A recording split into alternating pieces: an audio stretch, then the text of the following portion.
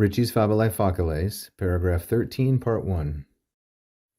Hercules and the Serpents.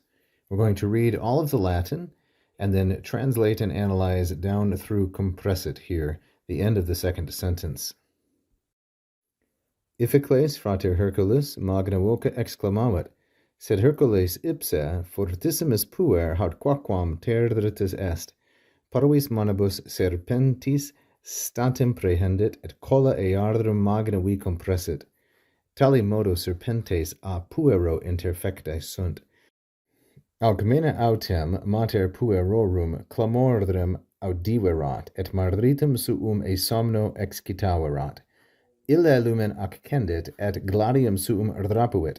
Tum ad puerdros properabat, sed ubi ad locum venit, ardrem mirdram vidit, Hercules enim ridebat, et serpentis mortuas monstrabat.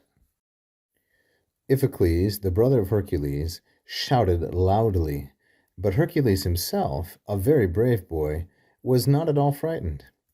With his tiny hands, he immediately grabbed the snakes, and he crushed their necks with great force. The sentence begins with Iphicles, which of course is going to be masculine singular and nominative, and it means something like the glory of power, whereas Hercules means, of course, the glory of Hera. Then we have frater, also masculine singular nominative, but not an adjective, it's an appositive in apposition. The third word, Hercules, masculine singular and genitive, the star of the show. Iphicles shouted, exclamavit. This is from the first conjugation verb, exclamo, exclamare, like so, and it is in the perfect tense. Finally, for this portion, magna voca, I'll put the macron there, magna voca, feminine singular, and an ablativus instrumenti, magna voca, with a great voice, or better yet, perhaps adverbially take it as, he shouted loudly. But Hercules himself, for his own part, we might say for ipsa, both masculine singular and nominative, then another appositive, puer, masculine singular nominative, a fortissimus puer, a very brave, very strong boy. This is the superlative of fortis, there's the masculine singular nominative, fortior in the comparative, and then fortissimus in the superlative. He was by no means haud quaquam, he was by no means frightened. Terdritus est is from the second conjugation verb terdreo, terdreire, like so. And so this is a third singular, perfect, indicative, and of course it is a passive tense verb. He was not at all terrified.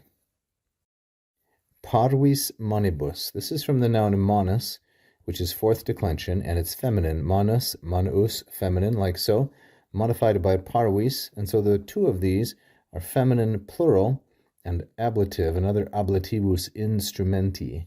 With his tiny hands, serpentis. Now I had to pronounce it like this because this final syllable, the ultima, it's long, and that means it can be a masculine plural and accusative. Remember that in the third declension, the accusative plural ending is either eis or is. With his tiny hands, the serpents statim immediately, that's an adverb.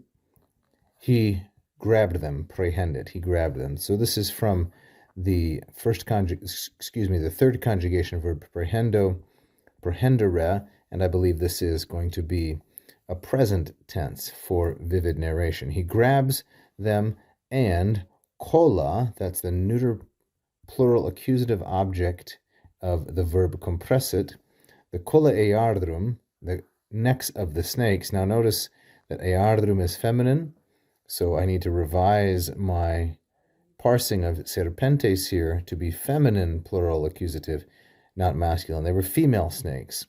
And their necks compressit. He squeezed or strangled. How did he do that? Magna vi, feminine singular, and yet another ablativus instrumenti.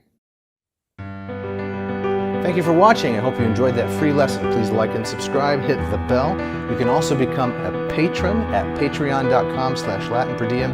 And if you really loved it, you can leave a tip right here as a super fan. Thank you so much.